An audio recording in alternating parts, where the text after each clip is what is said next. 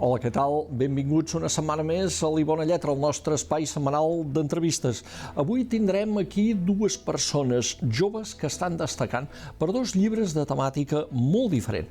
Començarem amb l'Albert Blaya, és periodista esportiu i és l'autor del primer llibre sobre l'estrella del Barça. Univers Lamine Yamal, que és el títol, explica d'on sorgeix aquest futbolista que pot marcar una època, com pensa, quin és el seu entorn, l'evolució des de promesa fins a estrella mundial. Continuarem parlant amb en Gil Prat sobre Roca. Ell és guionista i escriptor i acaba de publicar una primera novel·la que està sent un èxit pel boca-orella dels lectors i lectores. Ja va per la quarta edició, un thriller que enganxa amb una història que passa en un poble del Pirineu i que al capdavall, partint de la desaparició d'una nena petita, parla dels silencis, d'aquelles coses que no expliquem ni els de més a prop. La novel·la es diu El joc del silenci. I acabarem el nostre programa d'avui, com sempre, fent una anàlisi de l'actualitat en companyia d'una periodista, en aquest cas la Mònica Jofre. Amb ella parlarem sobretot de la protesta de les entitats socials del tercer sector pels pagaments endarrerits de l'administració que posen en perill la seva situació financera. Però també parlarem dels esportistes que ja no tenen problemes a parlar de malalties mentals i acabarem parlant fins i tot de la monarquia. Tot això ho farem, com sempre, a poc i amb bona lletra.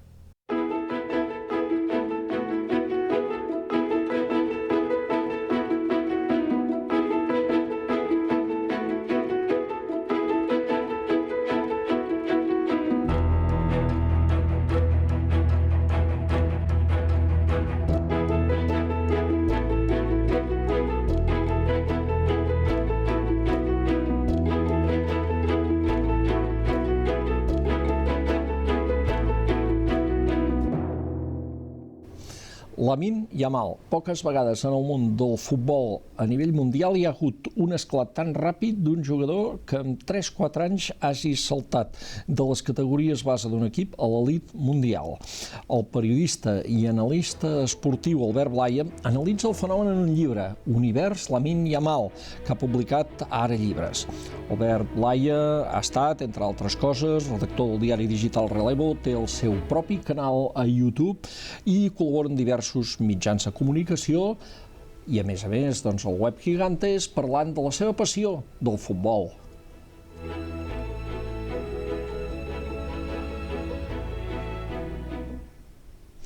Albert Blaya, benvingut i moltes gràcies per estar aquí a l'I Bona Lletra. No, gràcies a vosaltres per convidar-me, és un plaer. A veure, aquest llibre, enhorabona pel llibre, primer de tot. Moltes gràcies. No deixa de ser una mica una paradoxa escriure més de 170 pàgines sobre un jugador que tot just acaba de fer 18 anys, que per tant no té una grandíssima biografia al darrere. Això és perquè estem davant d'un fet excepcional i vas intuir d'alguna manera que això mereixia un llibre. Allò és que quan comences a gratar una mica, no? A vegades el futbol, ho comentàvem abans de començar, que és tan infinit que quan comences a gratar et van sortint històries, van sortint fils on estirar, i Lamine Yamal crec que és un personatge molt sucós, perquè té realment moltes dimensions, tant com a futbolista i també de la seva personalitat, i això crec que ens permet entendre la seva figura des de molts angles, que a vegades hi ha jugadors més plans, que potser costen més, però en canvi Lamine és un personatge totalment rodó. Perquè el llibre pretén això, no? Entendre'l des de, com si ens el miréssim des de diferents perspectives. Aquí, això no és una entrevista amb Lamine Yamal, perquè de fet tu amb Lamine Yamal no hi has parlat directament. Exacte. Tant de bo, m'hagués agradat, però ja saps com és el tema de les agendes, acostar-se a una estrella així, evidentment és... I el Barça és molt protector, també. Sí, de fet amb el Barça no vaig poder accedir-hi, de fet tota la resta són contactes que he pogut anar fent jo, de gent de dins el club, de fora, de Federació Espanyola també, perquè al final Lamine des de molt petit ja hi porta anant, i per tant una mica, com dius, aproximar-nos al fenomen Lamine Yamal a nivell futbolístic, però crec que no es pot deslligar mai del que representa com a personalitat dins el món del futbol, personalitat social i després també com a excusa per parlar de la Masia, per parlar del Barça, per parlar de la formació, d'estil, de tota sèrie de temes que sempre havia tingut interès en tractar i el llibre també al final m'ha servit per això. Ara anirem situant aquests diferents angles, però de fet hi ha un principi de tot, o d'alguna manera una intuïció. Tu veus jugar el Lamine Yamal amb categories base de futbol a Manresa. Explica'ns aquest moment així com de revelació de dir, a veure, aquest noi ens hi hem de fixar. Passa que, clar, això ha perdut aquest punt de màgia, d'encant de fa uns anys, quan no hi havia televisions, no hi havia, sobretot, internet, que no podies seguir, no? Tu anaves a veure un jugador i el descobries, in situ, en aquell moment.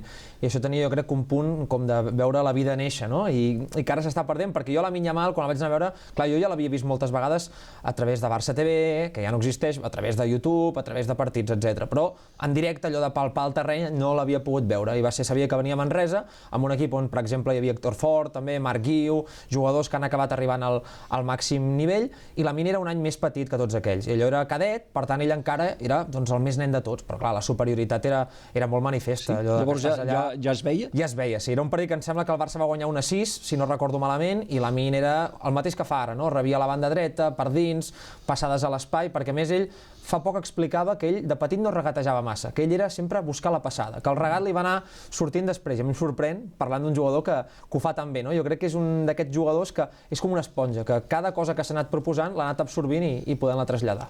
Clar, i des d'aquest moment, a Manresa, que Lamine Yamal tan jove, un cadet, ara, és que no han passat tants anys, és que això és el que... Allò era l'any 2021, i clar, 2 anys després, Lamine Yamal i era titular amb el Barça de Xavi, és a dir, que en aquest temps, clar, jo pensava, ostres, Lamine Yamal d'aquí uns anys, d'aquí 6 anys, potser el veiem al primer equip, qui sap, no? Perquè això és un procés incert, però no esperava mai per res del món veure a Lamine Yamal, diríem, doncs ja no només arrelat al primer equip, sinó sent una peça molt important. I, de fet, ja corria, això ho dius en el llibre, com aquesta cosa de dir, bueno, aquest és el bo, ho deia una mica tothom, no? També en l'àmbit del futbol base, ja? Sí, quan ell arriba al Barça, primer el jugador més diferencial en aquest primer anyet, que al final són nens molt petits, era Marc Bernal, també un jugador de Berga, d'aquí a la vora, i que ell realment tenia un xut molt potent amb la cama esquerra, ja físicament més alt, marcava molts gols, i mica en mica Lamine va començar a cada vegada destacar una mica més, fins que ja infantils, Lamine Yamal, diríem en el futbol 11, és quan ja pot expressar tot el seu talent, i allà ja sí que aquest nano és molt diferent, però al final l'evolució fins i tot ningú, ni el més optimista, podia imaginar que amb 18 anys seria ja el que és ara, això ningú podia I abans els 18 i tot. Sí, exacte, els 17 i els 16. Ara m'apunto el tema futbol 11 perquè surt en algun moment aquí coses interessants i també les comentarem d'aquest futbol 11 del d'ara també. A veure, el primer que sobta i que destaques d'alguna forma en el llibre de Lamine Yamal és aquesta seva manera d'entendre el futbol, que pot ser molt simple. Si em tanquen per l'esquerra, doncs sortiré per la dreta. A veure, això pot ser molt simple, però també era molt simple, en el fons, el que deia Cruyff, de dir, si tu tens la pilota més estona, no la tenen els altres. Vull dir que a vegades aquestes coses que semblen tan senzilles diuen de filosofia futbolística. Què et diu això del si em tanquen per l'esquerra, sortiré per la dreta? El futbol realment és això, no és molt complex, perquè al final el procés decisional del jugador depèn de moltíssimes coses, però sempre el que acabem percebent en aquest sentit és que tots aquests genis el transformen el futbol en axiomes, no? De dir, doncs, si l'altre és més alt no saltis i queda't darrere, que deia Cruyff amb els davanters, si és molt bo desmarcant-se, doncs no el marquis, i tot això que sembla tan evident, jo crec que està només a l'abast d'aquest tipus de ments molt genials. I crec que Lamine, en aquest sentit, té aquesta capacitat de relativitzar moltíssim tots els processos i sobretot a l'hora d'entendre el seu propi joc, d'entendre de forma molt senzilla on està la superioritat, on és la seva avantatge. I per tant, a partir d'aquí, com que ho veu tan clar, t'ho trasllada d'aquesta manera. I jo crec que això és el més sorprenent i a la vegada el que més m'atrau de Lamine quan l'escolto, no? Que és un jugador que entén molt bé les coses i, per tant, és capaç d'explicar-les d'aquesta forma tan senzilla. O sigui, això tan senzill vol dir, en realitat, que al darrere el que hi ha és que és un tio que sap llegir el futbol, sap llegir el que està passant en el camp. Per mi això és el que més destacaria d'ell com a jugador, aquesta capacitat d'entendre el joc, aquesta capacitat de fluir, d'avançar-se sempre, no? Una cosa que és molt de migcampistes, que era molt de Xavi, molt de Busquets, molt d'Iniesta. Lamine, una mica més endavant, com ho tenia, per exemple, un jugador com Messi, d'aquesta manera d'avançar-se, crec que també la té, no? De percebre tot el que està passant i, per tant, ser capaç d'anticipar una resposta que no és evident pels rivals. Lamine Yamal és producte de la Masia o és producte del seu talent natural o és, en fi, una barreja de tot que és al final d'on surten les coses bones? Exacte. Jo quan parlava amb gent de la Masia, moltes vegades també ells em deien, ostres, és que molts cops hi ha una guerra interna per intentar apropiar-se dels jugadors que arriben, no? Aquest l'he descobert jo, aquest és meu, aquest és teu. I a vegades el jugador no el descobreix ningú, el jugador ja era allà, no? El que fa el Barça, això ho va dir gent de dins del club, és realment donar un espai, no? Com si dius, no, aquest nano és molt bon actor, donem un escenari perquè ho faci, no? Tu no has fet aquest actor, l'actor ja hi era, passa que tu li dones una plataforma, i crec que la Masia és molt bona potenciant aquest talent natural, que evidentment s'ha de treballar, s'ha d'explotar, s'ha de potenciar, però el talent de l'Amin jo crec que hagués pogut aparèixer en qualsevol altre lloc, perquè hem vist grans jugadors a la història que han aparegut en circumstàncies, diríem, doncs, diverses, han aparegut en entorns diversos, i al final el talent de l'Amin és evident que jo crec que la Masia l'ha potenciat, l'ha ajudat potser molt abans d'arribar on és ara. I l'ha ajudat en altres sentits també, a nivell personal, la Masia, a fer-se com a persona, pensant això també, que a veure, ell és un noi que ve d'una extracció social humil, ell a més presumeix que ell és fill del barri de Rocafonda de Mataró, és a dir, el Barça l'ajuda a créixer també, a formar-se com a persona? Sí, l'Amin és una persona que té molt clara els seus orígens, com dius tu, molt humils, no en defuig, sinó que els abraça, i el Barça crec que ha sabut entendre molt bé com és l'Amin i com, diríem, encarar tota aquesta realitat que té ell i a la vegada formar-lo com a persona, a la vegada donar-li moltes eines per poder afrontar diferents reptes que tindrà, però ell jo crec que també és la seva personalitat que ho ha posat molt fàcil, perquè és un jugador que ho explica moltes vegades l'Amin, no? La pressió doncs no la sent d'aquesta manera. Hi ha altres jugadors que la pateixen, que la senten, i és molt humà. I hi ha altres excepcions que d'una forma o altra ho verbalitzen diferent, però la pressió no l'acaben de sentir així. Aquesta és molt bona perquè justament ara estem en uns dies que hi ha un jugador del primer equip, que és Ronald Araujo, que ha dit jo m'aparto durant un temps perquè la pressió m'està afectant, cosa que costava molt de dir. Alguns jugadors no ho van dir com Iniesta fins al cap d'uns anys de la seva trajectòria futbolística. I Lamine Yamal intuïm que té una manera de gestionar tot això diferent. O sigui, és com si aparentment, ja veurem què passarà en el futur, però és com si tot això no anés amb ell. Va fer aquella broma un dia de dir jo la por la vaig perdre allà al barri i ja la vaig deixar allà fa molts anys i allà va quedar arraconada. Però és veritat, té aquesta sensació de que ell hi ha coses que els altres potser els posaran molt nerviosos i ell ho disfruta. És que has d'estar fet una altra pasta, no? Al final, per arribar en aquest punt, i jo crec que hi ha diferents pastes, no? Perquè Messi, doncs, també en la seva manera de ser, hi ha aquella frase que deia Jorge Valdano, d'ostres, em fa molta por imaginar que ha de ser Messi a l'Argentina, no? Aquella pressió durant els anys que Argentina no guanyava el Mundial, tot un país, diríem, pràcticament en contra teva, i Messi sempre ho havia tolerat molt bé, i era una persona totalment oposada a la que és l'Amin, molt més recluïda, molt més tancadeta. En canvi, l'Amin ho exterioritza tot molt més, i crec que en aquest sentit té aquesta capacitat de fer que tot al seu voltant giri entorn la pilota, i que ell al final sap que és allò el que realment li dona poder, no la resta, que és més un joc, sinó la pilota és el que el fa ser superior a la resta. A Lamine Yamal a vegades se li ha retret, i perquè també ens han sorprès una mica algunes, diguem, excentricitats, com aquella festa d'aniversari i tot el que se'n va derivar aquest estiu. Llavors ho vam afegir en un inici de temporada que a causa d'aquesta famosa pubalgia no va estar al 100%, però sobretot la primera part, diguem, aquesta de la manera d'entendre les coses i de viure del Lamine Yamal. Què creus? O sigui, ens hem de preocupar una mica o és allò de dir, escolta, deixem-lo fer, al cap i a la fi és un noi de 18 anys? Jo tinc molt clar que... Què diu la gent del seu entorn? Exacte, jo crec que l'entorn de l'Amin, hi ha l'entorn professional, que és l'entorn format per la gent d'Adidas, format per gent de, diríem, doncs, de la seva branca de Mendes, etc., que és un entorn que al final és això, és una empresa, és a dir, que els interessos d'aquesta gent estan alineats... Ja has dit nom Jorge Mendes. Exacte, alineats amb el que és el futbol, etc. I l'entorn familiar, crec que això és un entorn que també he pogut saber per gent de dins del club, que quan van als viatges, no moltes vegades, és un entorn que diuen, ostres, és que és gent que va parlar amb el president, que se t'acosta, que xerren, que bon ambient, i al final l'Amin sempre ho diu, l'única persona a la que li faig cas és la meva mare, no? Té aquest punt encara de nen que xoca moltes vegades amb el que podem pensar d'aquesta excentricitat, d'aquesta estrella, però que no deixa de ser això, un nen que té la seva mare com la persona referencial a la seva vida, i evidentment una mare, si sabem alguna cosa, és que sempre et posarà a ratlla quan calgui. Exacte. Sembla que li fa cas. Hi ha un dia, un partit, que diu, aquí Lamine Yamal fa el pas de saltar ja a figura internacional, a crack mundial del futbol.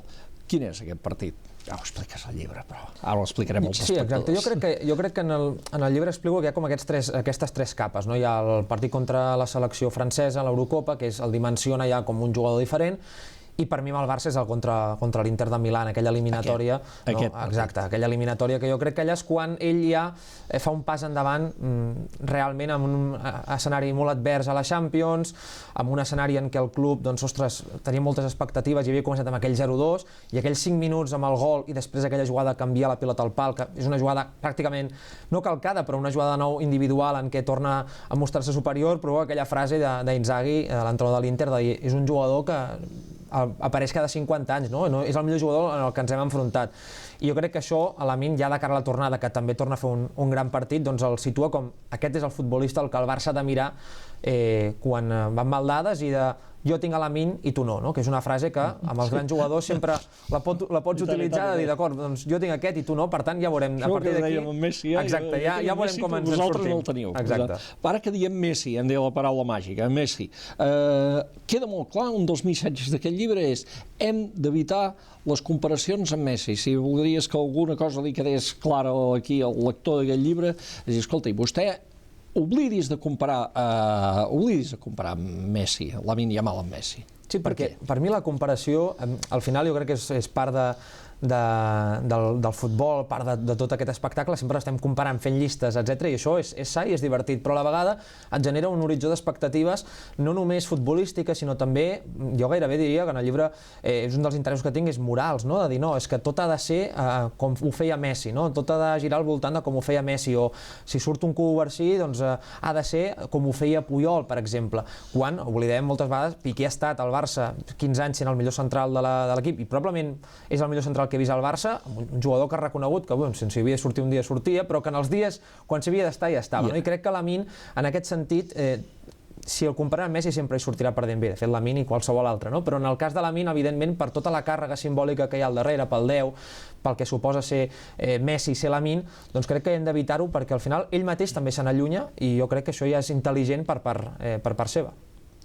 També ha tingut moments de crisi. És bo perquè aquí al llibre en surt un. 15 anys estava al juvenil i es queda sense jugar un partit amb l'Europa. Aquell dia fins i tot es posa plural, Lamine Yamal.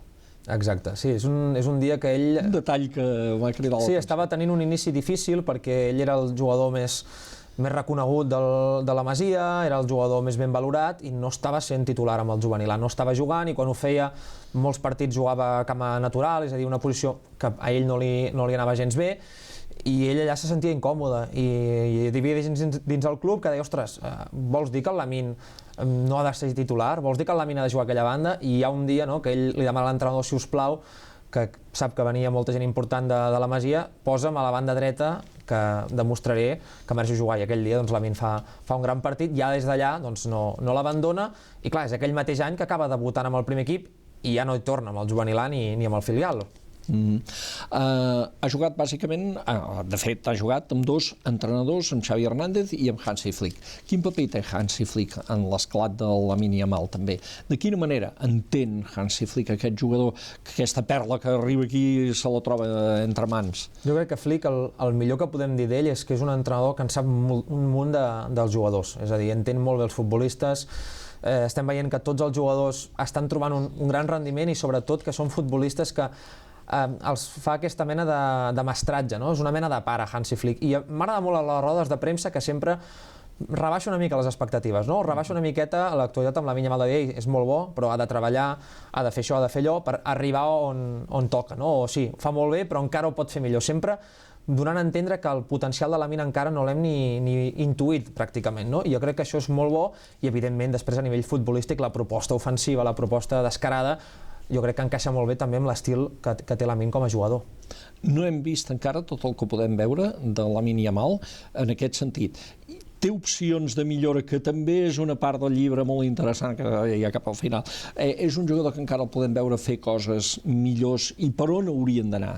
Sí, al final, clar, és que estem pensant que Lamine és això, fa tant temps que ja l'estem veient que pràcticament això ens passa molt amb aquests jugadors. Ara, com que els jugadors cada vegada debuten més joves, de més petits, doncs sempre el que ens passa és que quan porten 4 o 5 anys sembla que tinguin molta més edat. L'altre dia era l'aniversari de Pedri, en feia 23, i Pedri sembla que en tingui ja 30, no? A més, amb la maduresa en què juga Pedri. Exacte, això és el que sorprèn, i Pedri doncs, també ha sigut una mica un Lamine, no? Un jugador precoç, etc. Per tant, quan va debutar Pedri és una cosa i ara és una cosa totalment diferent. I ja era molt bo. Pedri en Lamine crec que podem anar una mica per aquí, de dir és un jugador que és una dimensió superior a la de Pedri a la seva edat, però evidentment d'aquí uns anys és un jugador que té un marge enorme a l'hora de definir. Ell de petit marcava molts gols, però crec que si ens hi fixem sempre vol aquest gol bonic. Els gols de Lamine solen ser gols força bonics, i li falta marcar aquest gol més senzill, que crec que això es va assolint amb el temps, amb relaxar-se, amb no voler buscar sempre aquest últim gest de més qualitat, i després crec que és un futbolista que, com ell mateix diu, que li agrada molt passar la pilota, quan més per dins millor, perquè al final per dins és on tu no has d'eliminar ja no només un lateral i un central amb una ajuda, sinó que si elimines el central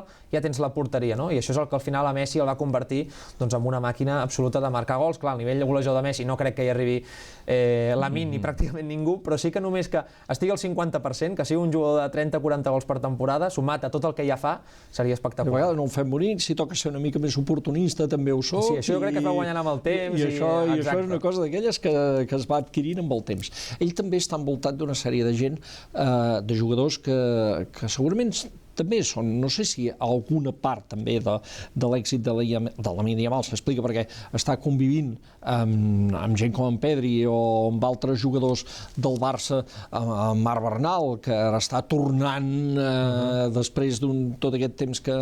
Però amb gent més aviat de la seva generació, no parlo dels més grans, que d'alguna forma l'ajuden també a ser millor, que el fan ser millor també. Hi ha una part del seu èxit que també s'explica per aquest entorn? Sí, jo crec que aquest nou Barça, o sigui, Lamine Yamal d'ara no hagués pogut aparèixer en el Barça del 2018, no? Era un vestuari envellit, era un vestuari amb unes jerarquies molt marcades, amb uns rols molt clars, un Barça que al final, quan tens un jugador com Messi, doncs gira al voltant del que és capaç de fer Messi, del que ell necessita, i això passa amb tots els grans jugadors, sempre ha passat a la història. És que el d'ara és un Barça que jo no crec que havíem vist mai, no? Un Barça descarat amb una generació de jugadors tan joves que a la vegada han hagut d'assumir tantes coses que potser no els pertocaven, no? És a dir, Covarsí no hauria de ser el líder de la defensa en 18 anys, Pedri no hauria de ser el líder del mig del camp amb 22 anys, però els ha tocat fer-ho i ho estan fent molt bé, i crec que Lamine això també l'ha ajudat a madurar, a ser un jugador que entengui o prengui millors decisions abans, i per tant tot això evidentment té un pes molt important, acompanyat d'aquests lideratges de Rafinha, de Robert Lewandowski, de jugadors també... Els més veterans, diguem. Jo crec que tot això hi té molta rellevància, i Hansi Flick, que per mi és una mica la figura cabdal en tot això. I per tancar l'entrevista, perquè aquesta conversa, com deia, podia ser infinita, però sí que és veritat que arriba la figura de Lamine Yamal en un moment per la psicologia blaugrana, i això ho diu el llibre, cito textualment, va reconnectar amb una fornada de culers extraviats, perduts.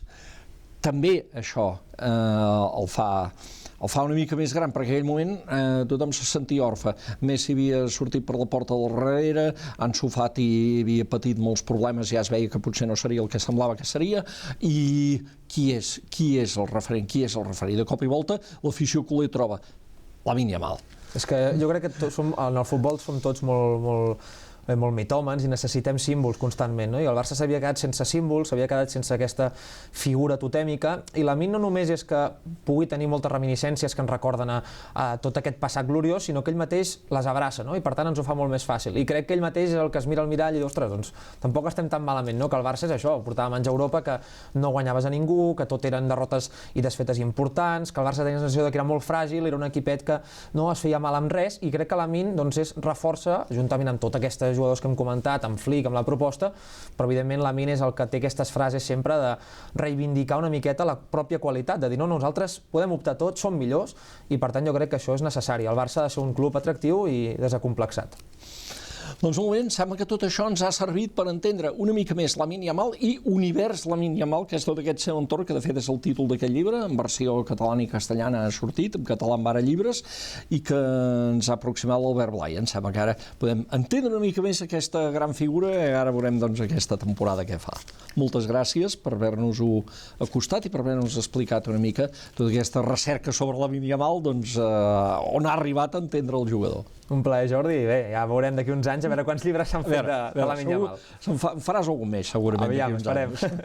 Nosaltres continuem ara parlant de més llibres, però de caire diferent. Ara parlem de literatura d'aquí un moment.